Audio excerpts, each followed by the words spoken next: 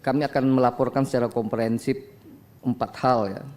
Tahap progres pembangunan Ibu Kota Nusantara, rencana kerja, evaluasi tahunan, dan evaluasi tahun 2024.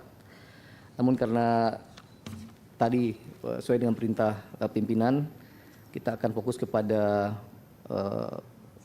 pagu anggaran indikatif 2025. Namun demikian tentu kalau nanti pada forum tanya jawab Bapak Ibu sekalian ingin masuk ke hal yang lebih substansis tentang progres IKN ini, pembangunan IKN ini, tentu dengan senang hati kami akan mencoba merespon sebaik mungkin.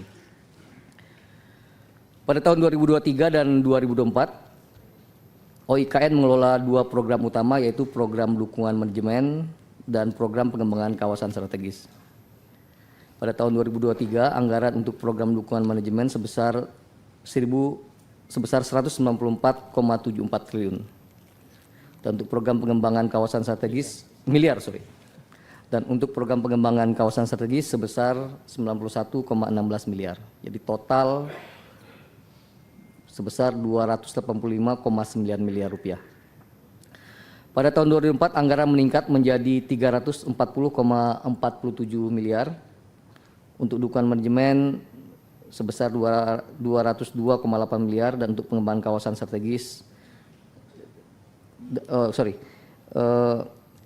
202,88 miliar untuk pengembangan kawasan strategis, sehingga totalnya menjadi 543,36 miliar rupiah.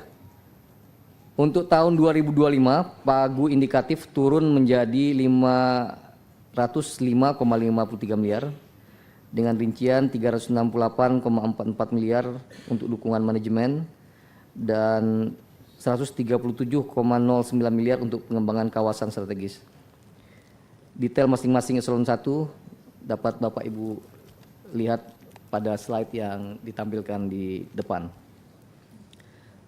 Selanjutnya, realisasi DIPA OIKN tahun anggaran 2023 tercatat sebesar 271,7 miliar atau 95,04%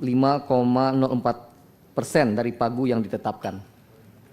Sementara itu, realisasi DIPA OIKN tahun anggaran 2024 hingga 8 Juni 2024 mencapai 177,6 miliar atau 32,69%, dan kami menargetkan capaian serapan anggaran OIKN sampai dengan akhir Juni sebesar 45%. Bapak Ibu pimpinan, anggota Komisi 2 yang saya hormati, saat awal terbentuknya OIKN, pembiayaan kegiatan OIKN tahun 2022 dibebankan kepada DIPA Sekretariat Negara.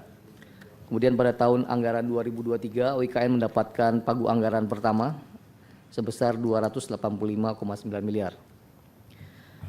Pada tahun 2024, pagu anggaran OIKN mengalami peningkatan anggaran sebesar 90% dibanding tahun 2023 menjadi 543,3 miliar rupiah. Namun, pada pagu indikatif 2025 terdapat penurunan sebesar 7%, sehingga pagu indikatif anggaran kami menjadi 505,55 miliar rupiah. Pagu indikatif anggaran OIKN pada tahun 2025 yang mengalami penurunan disebabkan bahwa rancangan anggaran masih berupa baseline yang berasal dari kebutuhan dan realisasi berdasarkan pagu anggaran tahun 2023-2024. Saat ini kami sedang mengajukan usulan tambahan anggaran untuk tahun 2025. Upaya ini kami laksanakan dengan terus melaksanakan program dengan terukur dan mengevaluasi penggunaan anggaran untuk memastikan efektivitas efisiensi dalam pelaksanaan program. Bapak Ibu pimpinan dan anggota Komisi 2 yang kami hormati, pada tanggal 5 April 2024, pagu indikatif OIKN untuk tahun 2025 seperti yang dikatakan tadi berjumlah 505,5 miliar rupiah.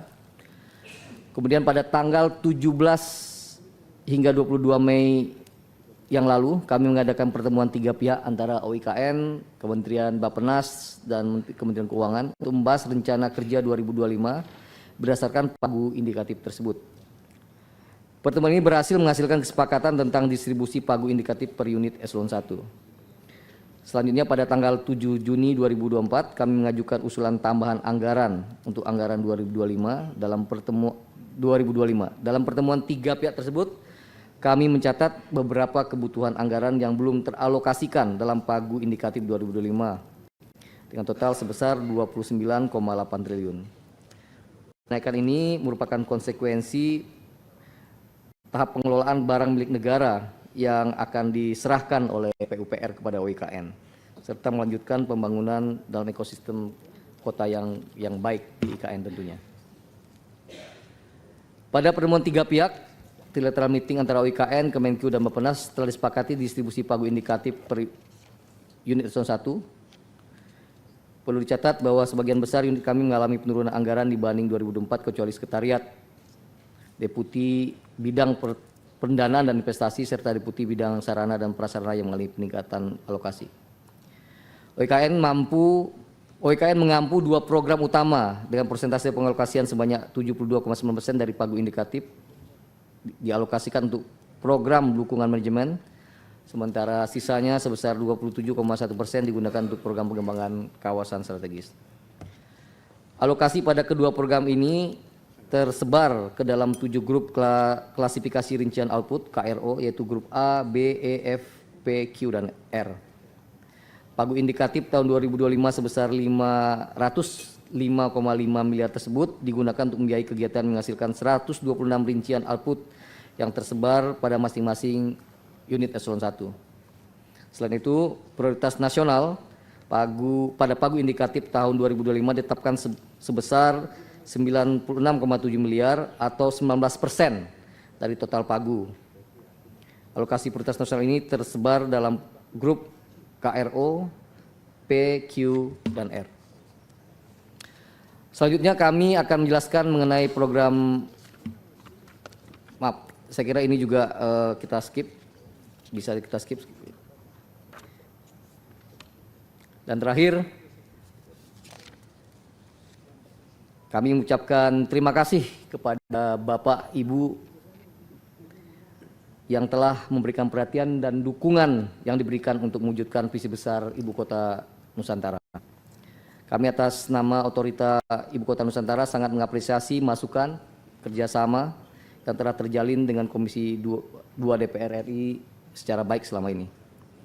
Bersama-sama kita akan mewujudkan Ibu Kota Nusantara yang tidak hanya menjadi pusat pemerintahan, tapi juga menjadi pusat pertumbuhan yang inklusif dan berkelanjutan. Jelajahi cara baru mendapatkan informasi. Download Metro TV Extend sekarang.